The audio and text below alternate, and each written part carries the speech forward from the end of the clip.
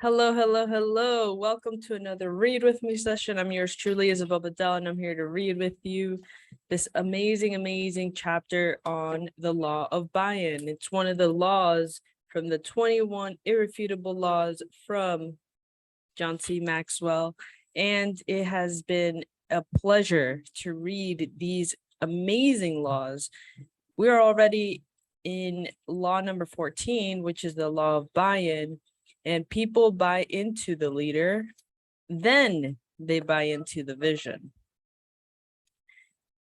Yeah, I agree with that. I absolutely loved the previous law. It's called the law of the picture. That's number 13 in the book. And people do what people see. And he mentions such a great expression of a mission provides purpose, right?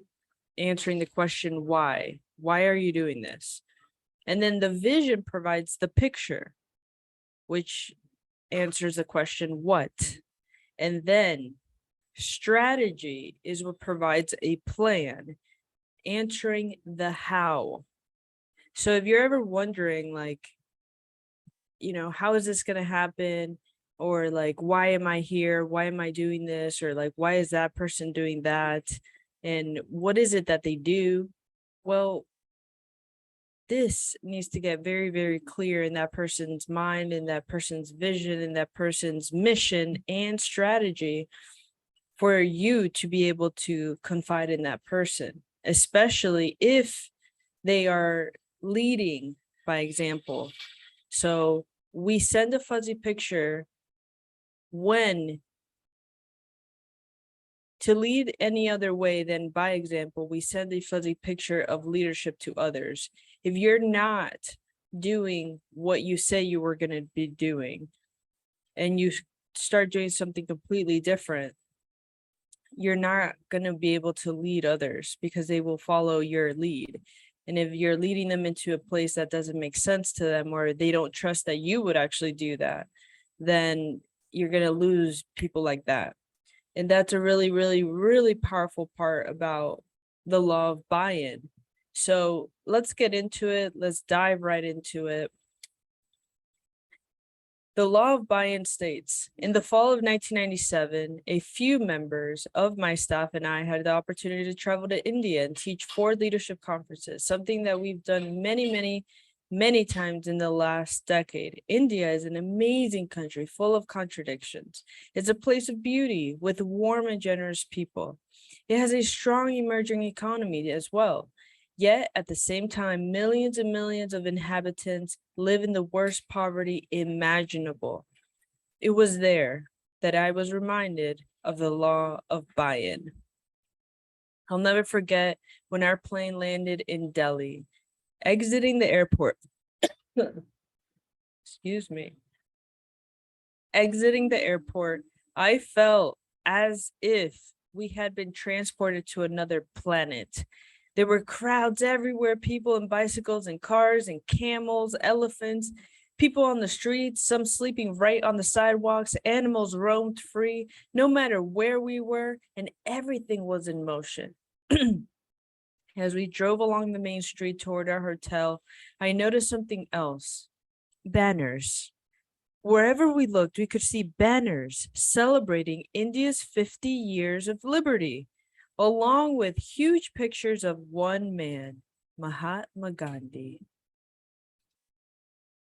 Obscure beginnings.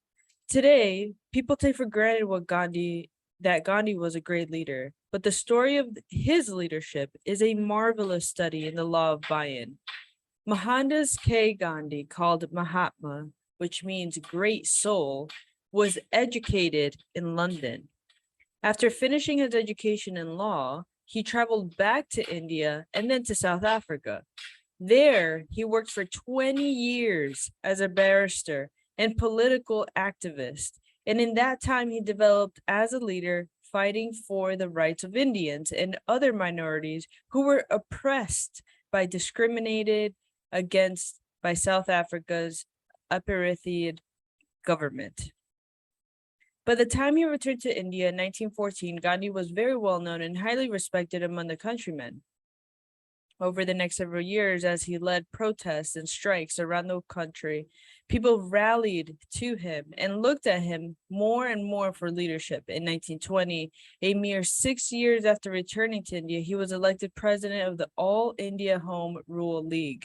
The most remarkable thing about Gandhi isn't that he became a leader in India, but that he was able to change the people's vision for obtaining freedom. Before he began leading them, the people used violence in an effort to achieve their goals. For years, riots against the British establishment had been common, but Gandhi's vision for change in India was based on non-violent civil disobedience. He once said, "Nonviolence is the greatest force at the disposal of mankind.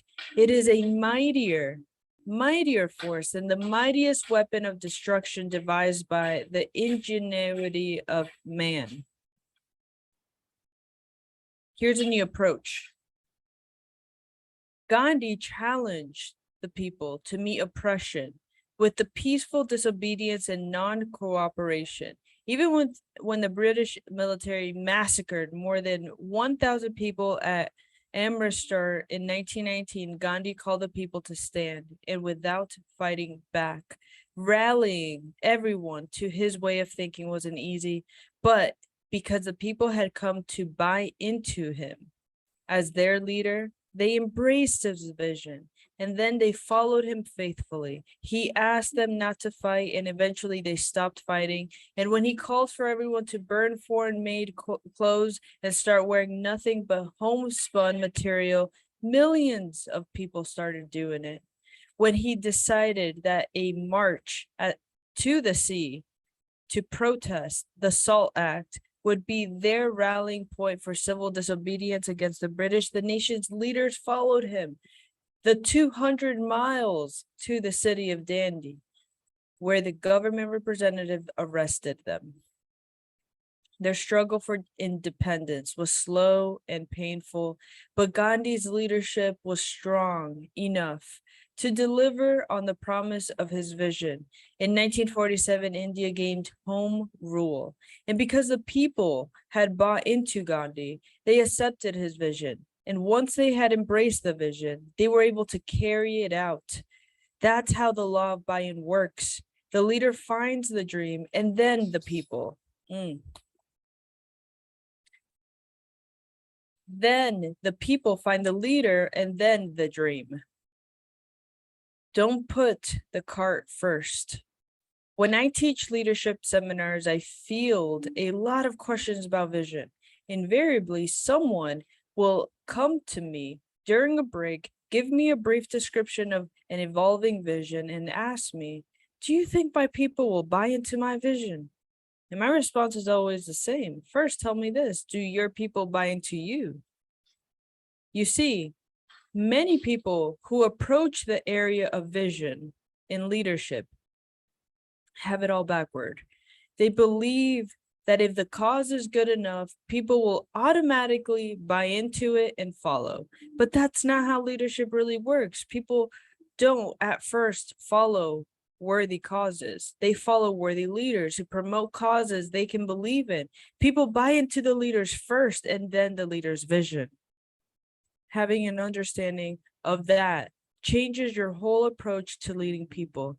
For the person who attends one of the conferences and asks whether his people will follow, the question really becomes, have I given my people reasons to buy into me? If the answer is yes, they will gladly buy the leader's vision. But if the leader has not built credibility with his people, it really doesn't matter how great the vision is. During the dot-com boom, I read an article in Business Week that profiled entrepreneurs who partnered with venture capitalists in the computer industry. At that time, Silicon Valley in California was full of people who worked in the computer industry for a short time and then tried to start their own companies. Every day, hundreds of them were buzzing around trying to find investors so they could get their ideas and enterprises off the ground, and most never found backing. But whenever an entrepreneur succeeded,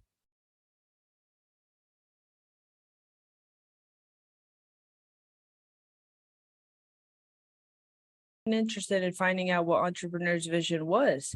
If they'd bought into the person, then they readily accepted the ideas. The writer of the article interviewed software entrepreneur Judith Estrin and her partner. At that time, they had founded 2 companies. She said that funding her first company took 6 months and countless presentations. And even though she had a viable idea and believed in it 100%, but the startup of her second company happened overnight. It took only 2 phone calls that lasted mere minutes for her to land $5 million in backing. When the word got out that she was starting her second company, people were dying to give her even more money. And she said, we had venture capitalists calling us and begging us to take their money. Why had everything changed so drastically for her? Well, it was because the law of buy-in. People had bought into her, so they were ready to buy into whatever vision she offered, sight unseen. Wow, that's powerful. You are the message. Every message that people receive is filtered through the messenger who delivers it. If you consider the messenger to be credible, and then you believe the message has value, that's one reason that actors and athletes are hired as promoters and products. People buy Nike products because they have bought into Michael Jordan, not necessarily because of the quality of the products. The same is true when actors promote causes. Have the actors being employed suddenly become experts in the cause they're promoting? Usually not.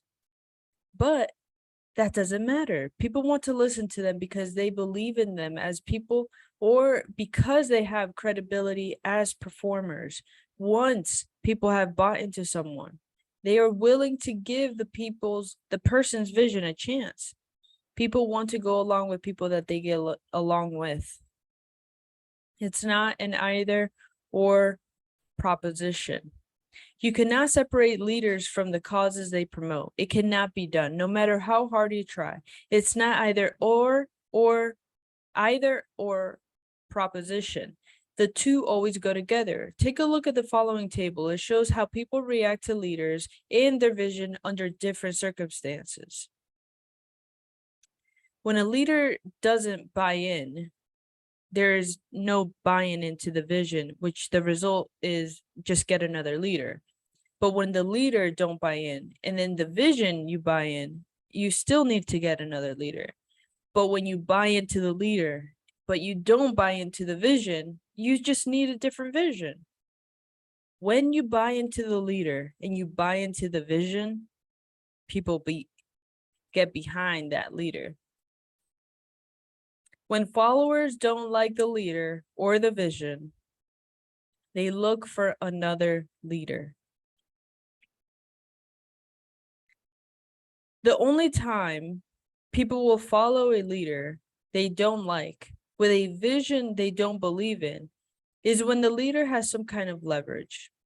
That could be something as sinister as the threat of physical violence or as basic as the ability to withhold a paycheck.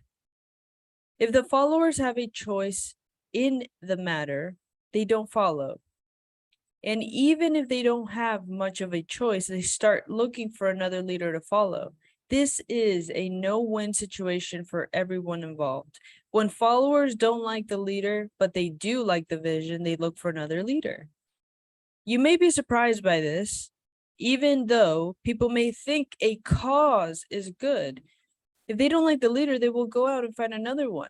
That's one reason the coaches change teams so often in professional sports. The vision of any team always stays the same. Everyone wants to win a championship, but the players don't always believe in their leader.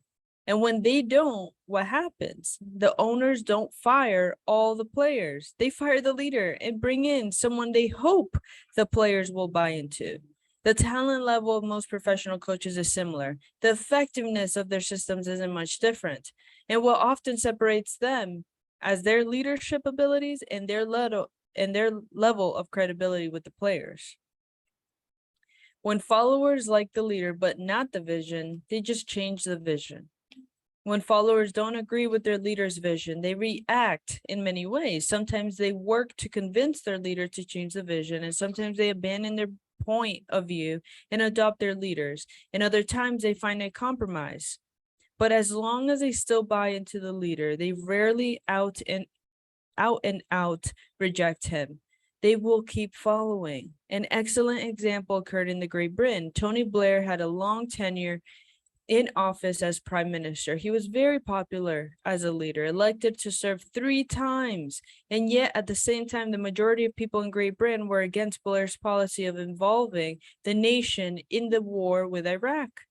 Why did Blair remain in office so long? Because they had bought into him as a leader, and as a result, they were willing to live with the philosophical difference with him. When followers like the leader and the vision, they get behind both.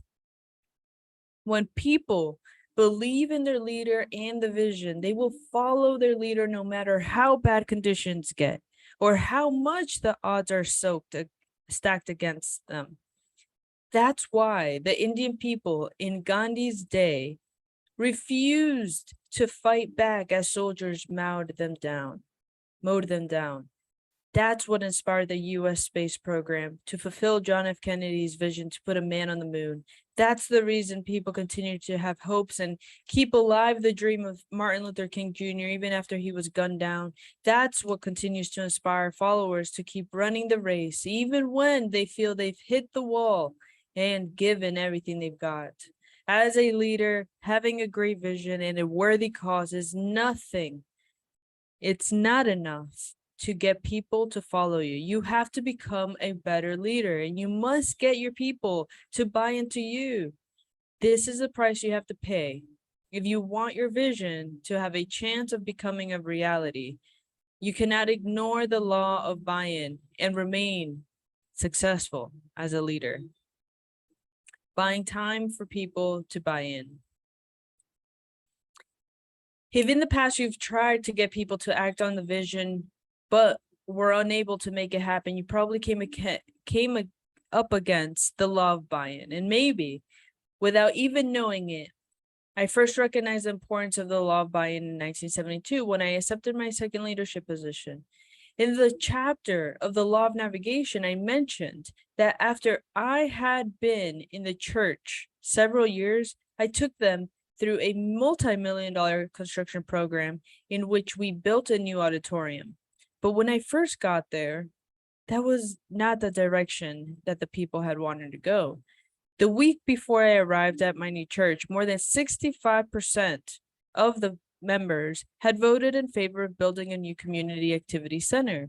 And now I had done some homework on that church, and I knew coming in that its future growth and success depended not on the activity center, but a new auditorium. My vision for the years ahead was absolutely clear to me, but I couldn't walk in and say, forget the decision you just made and all the agonizing that you did to make it. Follow me instead. I needed to buy some time to build my credibility with these people. So I developed a strategy. I arranged for a committee to make a thorough study of all the issues involved with the activity center project. I told the members, hey, if we're going to invest this kind of money and time, we have to be sure about it. I must have information of every possible issue related to it. And that seemed fair enough for everyone. And off the committee went to work. For the next year, the group came back to me every month or so and reported on the information that they've gathered. And each time I praised their work and asked several questions that would prompt them to do more research. Buy-in is not about the leader. As the leader, I had the responsibility to make sure the organization didn't make an expensive mistake that would hurt it in the future. Delaying the decision helped me buy enough time for them to buy into me. Meanwhile, I worked hard to build my credibility with the people I forged relationships with. the leaders in the church. I answered everybody's questions so that they could understand me and how I thought as a leader. I shared my ideas, hopes, and dreams for the work we were doing, and I started to produce growth in the organization. That, more than anything else, gave the people confidence in me and my ability to lead. After about 6 months, the people started to see that the church was changing and beginning to move in a new direction. In a year, the building committee decided that the activity center was not the church's best interest, and they recommended that they not build it. In another year, the people reached consensus. The key to the future was to build a new auditorium. And when the time came, 98% of the people voted yes on the issue, and off we went. When I arrived at the church, I could have tried to push my vision and agenda to the people. And that's probably what I would have done in my first leadership position, because I was inexperienced and they didn't understand that belief in the leader was as important as belief in the vision. But by then, I had matured a little. I knew my vision was the right thing to do when I arrived in 1972, just as sure as I was 2 years later when I implemented it. But if I had tried to sell my vision instead of selling myself, I wouldn't have succeeded in helping those people get where they needed to go. And in the process, I would have undermined my ability to lead them. As a leader, you don't earn any points for failing in a noble cause. You don't get credit for being right. As you bring the organization to a halt, your success is measured by your ability to actually take the people where they need to go. But you can only do that if the people first buy into you as a leader. And that's the reality of the law of buy-in. Here's how you can apply the law of buy-in into your life. Number 1, do you have a vision for your leadership and your organization? Why do you lead? What are you trying to accomplish? Write your thoughts in a vision statement. Is that vision worthy of your time and effort? Is it something that you're willing to give a significant portion of your life into? If not, rethink what you're doing and why. Number 2, what is the level of buy-in for the people that you lead? If your team is small, list all of its members. If it's large, list the key players who influence a team. Now rate each person's buy-in on a scale from 1 to 10. 1 means they won't even follow you in areas that they are required to, according to their job description. And then 10 is that they would follow you into a battle, even in the face of death. If your people don't buy into you, they will not help you execute your vision, even if they love it. They will find a new leader to lead them. Number 3, think about the ways that you can earn credibility with individuals. There are many ways that you can do that. You can start by developing a good relationship with them, being honest and authentic and developing their trust, holding yourself to high standards and setting a good example, giving them the tools to do their job better, and helping them to achieve their personal goals, and also developing them as leaders. Develop a strategy with each person. If you make it a primary goal to add value to all of them, your credibility factor will rise rapidly. Beautiful, beautiful, beautiful chapter on the law of buy-in. One of my definitely favorites. I'm super pumped because the next chapter is the law of victory. The law of victory, and then it leads into the law of Big Mo. Those are definitely, I'm super pumped for that. And if you enjoyed the law of buy-in, make sure to hit the like, make sure to hit the subscribe, make sure to share this with a friend or two. Listen, we're here to help you gain all the perspective, all the knowledge, so you can achieve your personal and financial freedom. If you haven't checked out the playlist that Vanessa is sharing, make sure to do so. It's all about personal freedom, and it's amazing. So I wish you the very best for today, for tomorrow, and all the days after that, especially during the night when you're sleeping and you're regaining your strength. I hope that you wake up each and every day motivated and energized, because people are buying into you and you deserve it. Develop yourself. Talk to you soon. Have a blessed day. See you later.